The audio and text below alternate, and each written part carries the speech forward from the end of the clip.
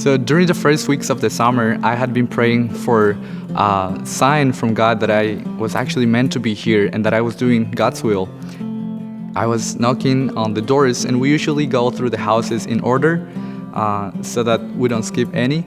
But when I got finished with this particular house, I saw a car a couple houses down the street, and there was a person in the car, and I noticed that the car was on. So I just decided to skip my houses, and I ran towards the car and I knocked on the window. And as he rolled it down, I felt inspired to show him a book that we usually don't start with, which is The Promise of Peace, which is the desire of the ages, and Steps to Christ by Ellen G. White. And so I pulled that first. As I was showing him the book, he stopped looking at it and he started looking at me.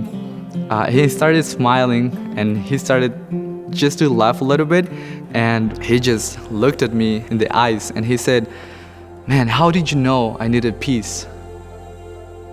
And I replied, "I didn't know that you needed peace, but God did. And that's why He put me here and He put you here, so that we both could be in the same place at the same time."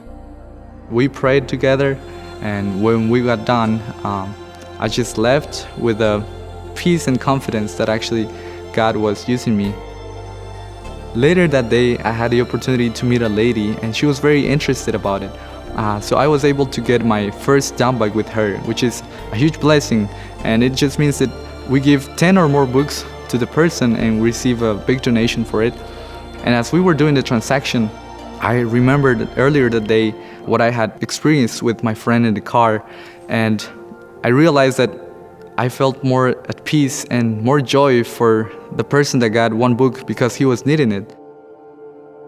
And so I realized that it's not about the books, or it's not about the money or the donations, but it's about the people.